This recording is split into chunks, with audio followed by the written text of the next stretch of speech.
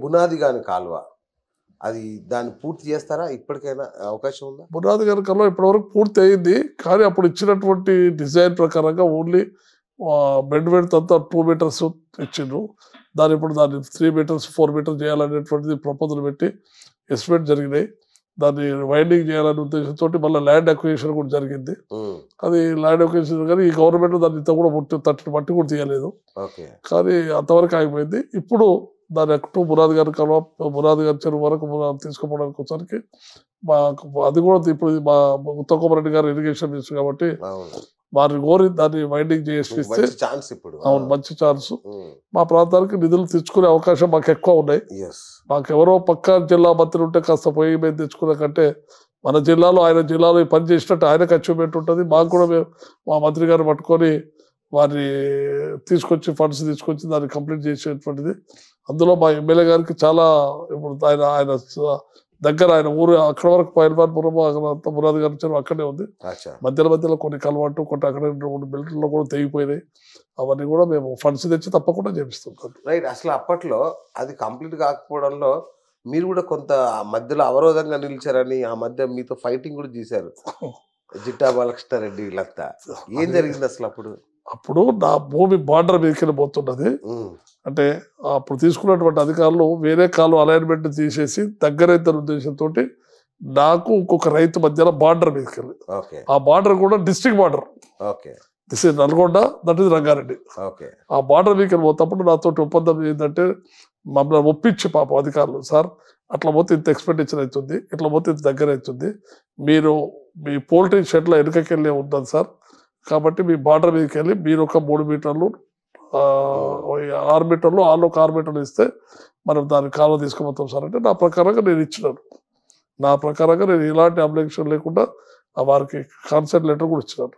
కానీ అవతల రైతు దాన్ని పారబెట్టేసరికి అతను దాన్ని నేను ఏదో సస్తా చేస్తానని చెప్పి అడ్డుపడి దాన్ని చేసేసరికి అది ఆగిపోయేసరికి అది అపోజిషన్ ఉన్నటువంటి జిట్టా బాలకృష్ణ ఏదో ఫేమ్ కావాలి జిల్లా పరిషత్ తోటి గతంలో ఓవాదరెడ్డితో పెట్టుకున్నాడు. మళ్ళీ పేపర్ కానీ టీవీలకు కానీ మళ్ళీ జిల్లా పరిషత్ పెట్టుకొని మమ్మల్ని డిఫేమ్ చేయడం కోసం చేసినట్టు దాంట్లో నేను సవాల్ విసిరాను రమ్మన్నాం, సైట్ మీద రమ్మన్నాం. సైడ్ మీదకి వచ్చిండు, 4 ముఖం వేసుకొని వెళ్ళిపోయాడు. అడిగి వచ్చి చూపెట్టిండు, అధికారులు వచ్చిండ్రు, సార్ది ఎలాంటి అబ్జెక్షన్ లేదు, సార్కి ఇచ్చినటువంటి రేషియో ప్రకారం మేము తీసుకున్న డిజైన్ ఇది చేసింది, అవతల రైతు చేసిండు, అవతల రైతు వల్ల ఆగిపోయింది. ఇవాళ అవతల రైతులు ఒప్పించేటువంటి శాతం రైతు ఒప్పియమని, లేదంటే అధికారులు మేము ఏ విధంగా తీయాలో ఆ విధంగా మేము తీసుకుంటాం. అప్పటి వరకు అక్విజిషన్ కాలే, ఇంకా వాళ్ళు కూడా పకడ్బందీగా తీసుకుంటుంది. ఓన్లీ పెట్టిండ్రు, ప్రపోజల్ పంపిండ్రు, అక్విజిషన్ కాలేదు ఇంకా, కాబట్టి వాళ్ళు ఆపుకున్నారు. ఇటువంటి వాళ్ళు మేము సస్తం చేస్తాం మేము అన్నప్పుడు ప్రాపర్గా అక్విజిషన్ ఉంటే వాళ్ళకి ప్రాపర్ నోటీస్ ఇచ్చేసి వాళ్ళది చేసుకొస్తుంది. ఓన్లీ అలైన్మెంట్ చేసుకొని పోయినంత మాత్రం ఇమీడియట్ చేయడానికి ఉండదు కొంత గవర్నమెంట్లో. పూర్తి పర్ఫెక్ట్గా అక్విజిషన్ చేసుకొని పేమెంట్ కట్టినారనుకో అలా భూమి గవర్నమెంట్ భూమి అవుతుంది. అప్పుడు ఎట్లా వాళ్ళు వచ్చి అడ్డుపడ్డా కూడా పక్కన తోపేసి పోలీసులు పెట్టి తీసేసి వాళ్ళు తవ్వుకుంటూ పోతారు. అది లేకపోయేసరికి అధికారులు భయపడి కాస్త డిలే అయింది. ఆ డిలేను ఈయన ఏదో రాజకీయం చేద్దాం ఉద్దేశంతో దాన్ని చేయబోతే అది నా మీద తోయబోతే నేను సవాల్ విసిరాను. నువ్వు సైట్కి రాని చూపెడతాం, నువ్వు ఎవరు తోలుకొని వస్తావు, నేను అధికారులు వస్తాను, నేను వస్తాను, ఎవరు తప్పుంటే ఆడ తెలుసుకుందామని చెప్పి సవాల్ విసురుకునేసరికి ఆడ ఉన్న వాస్తవం చూసేసరికి 4 ముఖం వేసుకొని చప్పడేకి పోయి ఆడ కూర్చొని నేను ధర్నా చేస్తాను, కూర్చుంటే ధర్నా చేసుకొని చెప్పంటే 1 గంట సేపు కూర్చొని లేచి వెళ్ళిపోయాడు. Right sir. ఇప్పుడున్న పరిస్థితి, రాజకీయ పరిస్థితి చూస్తే ఏ పార్టీ మీకు ప్రత్యర్థిగా ఉండొచ్చు? ఒకవేళ మీ కాంగ్రెస్ పార్టీగా కానీ లేదా మీరు అభ్యర్థిగా ఉన్నా ఎవరు మీ ప్రత్యర్థి అయ్యే అవకాశం ఉంది ఇప్పుడు ప్రజెంట్ గా? లేదంటే పార్టీలలో ప్రత్యర్థి ఎవరనేది మనకి క్యాండిడేట్ డిక్లేర్ చేయలేదు. పార్టీలో ఉన్నాయి ఇప్పుడు ఉన్నటువంటిది బీఆర్ఎస్ పార్టీ, బీజేపీ పార్టీలు ఉంటాయి. అవి రెండు ఒకటే తోడు దొంగలు, వాళ్ళిద్దరు ఒకటే చేస్తున్నారు ఏ పని చేసినా. లేకపోతే ఇవాళ వరకు కవిత అరేంజ్ చేయకపోవడం ఏమున్నది? ఏదే కేసులో చిన్న వరకే కేసులు అరేంజ్ చేస్తున్నారు. అంత పెద్ద కుంభకోణము మీరు ఇవాళ వరకు బీజేపీ ప్రభుత్వం అరెస్ట్ చేయకపోతే జరగకపోతే అంతదాకా వచ్చి అరెస్ట్ అవుతుంది, గంట సేపట్లో అవుతుంది, ఇక 2 గంటలు అవుతుంది, అని తీసుకొచ్చి దాన్ని నీరు గారిస్తే దానికి అర్థమేముంది? అదే సామాన్యుడు అయితే విడిచిపెడతారా? వెనకసేపు తెలుసుకుంటే ముందైతే అరెస్ట్ చేసి లోపల పెడతాం, తర్వాత ఎంక్వైరీలో ఏదో అంటారు. ఇప్పుడు ఎంక్వైరీ కూడా నువ్వు చేయకుండా దాన్ని మొత్తం 3 సార్లు పిలిపించాయి లేదో టీ కాఫీ ఇచ్చి తోలిచ్చినట్టుగానే వివరించింది తప్ప దానికి అంతకంటే అంత హైక్ వరకు పోయి పీక్ పోయి మన కిందకు నీరు గార్చింది ఎవరు బీజేపీ టీఆర్ఎస్ కుమ్ముక్కాయి. రైట్. ఇప్పుడు త్రిముఖ పోటీ ఉండదా? ఆల్మోస్ట్ త్రిముఖ పోటీ ఉంటుంది. బీజేపీలో పడుతుంది, టీఆర్ఎస్లో పడుతుంది, కాంగ్రెస్లో పడుతుంది. ఇండిపెండెంట్స్ కూడా ఎవరో కొత్త 2-3 ఇండిపెండెంట్. ప్రధాన ప్రత్యర్థి ఎవరు ఉండొచ్చు? బీజేపీనా బీఆర్ఎస్? మీకు ఇప్పుడు గతంలో బీఆర్ఎస్ గెలిచింది కాబట్టి ఒకసారి ఇప్పుడు మళ్ళీ కూడా బీఆర్ఎస్ ఉంటుందని మేము అనుకుంటున్నాం ప్రత్యర్థిగా. కాబట్టి బీఆర్ఎస్కే అవకాశం ఉంది. ఎందుకు గతంలో ఒకసారి ఆ పార్లమెంట్ సీట్లు బీఆర్ఎస్ పార్టీ నుంచి బూర నరసింహగౌడ్ గెలుచుకున్నాడు కాబట్టి రెండోసారి మా వెంకరెడ్డి గారితో ఓడిపోయాడు. అతి తక్కువ మెజారిటీతో ఓడిపోయాడు. 5,000-6,000 తోటే ఓడిపోయినట్టున్నాడు. కాబట్టి మళ్ళీ వారే ప్రత్యర్థి కనబడుతున్నారు మాకు. ఎందుకంటే బీజేపీకి పెద్ద ఓట్లు అలా లేవు, అక్కడ బీజేపీ ఓట్లు లేవు కాబట్టి బీఆర్ఎస్ పార్టీ ప్రత్యర్థి కనబడుతుంది. Right, wonderful sir. మరి మీ రాజకీయ వారసత్వం కుటుంబం నుంచి ఎవరున్నారు మీ రాజకీయంగా మీ వారసత్వం? మా కుటుంబం ఎవరు లేరు మాకు రాజకీయం అంటే. మా బ్రదర్ ఇలా 2 టర్మ్స్ ఎమ్మెల్యే, మషిరాబాద్ ఎమ్మెల్యే ఉన్నాడు మా ఫ్యామిలీలో. ఓన్ బ్రదర్ ఇలా కోదారెడ్డి గారు అని ఎక్స్ ఎమ్మెల్యే సిఎల్పి లీడర్ ఉండే వారు. మా సన్నీలో ఉండే ఒకప్పుడు ఫ్రీడమ్ ఫైటర్ కాంగ్రెస్ లో బాగా ఉమ్మడి రాష్ట్రం కోసం చాలా ఫైట్ చేసిండు.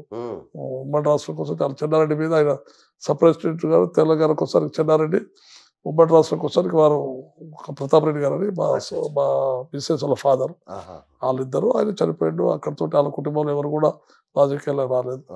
మా బావగారు కూడా 2 టర్మ్స్ ఎమ్మెల్యే, కూడా చైర్మన్, ఆగ్రో కార్పొరేషన్ చైర్మన్ చేసిండు. నిన్ననే మళ్ళీ 2 రోజుల కింద జీవో కూడా ఇచ్చిండు. ఆయన ధరణికి కమిటీకి మెంబర్గా చేశారు. జీవో చూశారు. వారు ఇప్పుడు కూడా Kisan cell all India vice president గా ఉన్నాడు. Kisan cell all India vice president గా ఉన్నాడు. స్టేట్ కు చార్నోల్ ప్రెసిడెంట్ గా ఉన్నాడు. వారు యాక్టివ్ గా కాంగ్రెస్ పార్టీకి చాలా యాక్టివ్ ఉన్నాడు. వారు చాలా ఉన్నది. ఓకే. మీ ఇంట్లోంచి మీ మేడం చెప్పరా? మేడం సర్పంచ్, మిసెస్ గ్రామంలో ఒక సర్పంచ్ గా, యూనివర్సిటీ సర్పంచ్ గా. ఎంత పేరు, బెస్ట్ సర్పంచ్ గా పేరు కూడా ఊర్లో చెప్పదలుచుకోలేదు.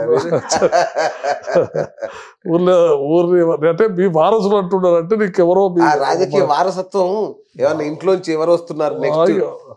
వారసత్వం ఎవరు వచ్చేటోళ్ళు ఎవరు లేరు. మేము ఇంకోరిని కూడా ప్రమోట్ చేసేది లేదు. మేము మా వరకే, మాకు వారసత్వ రాజకీయాలు చేయాలని లేదు. మాకు అమ్మాయిని రాజకీయాలకు తెస్తున్నాను విన్నాను. ఆమె బిజినెస్ సరిపోతా. నాకు ఫ్యాక్టరీ ఉంది, ఆ ఫ్యాక్టరీ చూసుకుంటది, ఆమె పిల్లలు చదివించుకుంటది.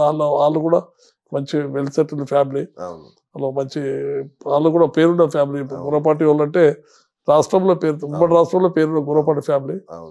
ఆ ఫ్యామిలీకి ఇచ్చడం అది మా అదృష్టం అనుకుంటాం. ఆ ఫ్యామిలీలో ఉండి వెల్ సెటిల్డ్గా ఉండి వాళ్ళు బిజినెస్ చూసుకుంటారు తప్ప రాజకీయాలకు వచ్చేటువంటి ఆలోచన వాళ్ళకి ఏం లేదు. ఇందిరా మేడం అప్పటి పరిస్థితిలో మా విలేజ్ మొదలు మా బ్రదర్ కూడా ఊర్లో మంచి యాక్టివ్గా ఉండి ప్రజాసేవ చేసేవాడు. ఆయన కూడా చాలా రోజులు ఉండేది. ఎలాంటి పోస్టులు చేసుకుని ఆయన నీటి సంఘ చైర్మన్గా ఉండేది. అక్కడ ఊర్లో చాలా పని చేస్తుండే కాబట్టి అట్లానే మాకు కూడా సెకండ్ విండో కూడా వచ్చింది. అట్లా ఊర్లో మార్కెట్ కమిటీ, అట్లే జిల్లా పరిచయం అయినప్పుడు ఊరు కూడా బాగా అభివృద్ధి చేసినప్పుడు ఊరంతా కూడా సార్ ఉంటే బాగుంటుంది, సార్ ఫ్యామిలీ ఉండాలని చెప్పి యునానిమస్గా సర్పంచ్ యునానిమస్గా మహిళ వచ్చినందుకు, అది మహిళ ఓసీ వచ్చింది. ఓసీ వచ్చినందుకు సార్ మెసేజ్ పెడదాం బాగుంటుంది, ఇలా సార్ కూర్చున్న తాను ఎవరికి అధికారం చెప్పినా మన ఊరికి ఏదంటది పనులు అయితే ఉద్దేశంతో ఆ రోజులలో మనం అందరు ఊరంతా కలిసి యునానిమస్గా సర్పంచ్ ఇవ్వడం జరిగింది. మళ్ళీ ఎందుకు ఆపేశారు? ఇంకా మరి ఏమున్నది, ఇంకా ఫర్దర్ ఆమె కూడా పెద్దగా ఫర్దర్గా ఏముంటుంది, ఎంపీటీసో లేకపోతే ఎంపీపీ జడ్పీటీసో అట్లా అందుకనే వదిలిపెట్టేస్తుంది.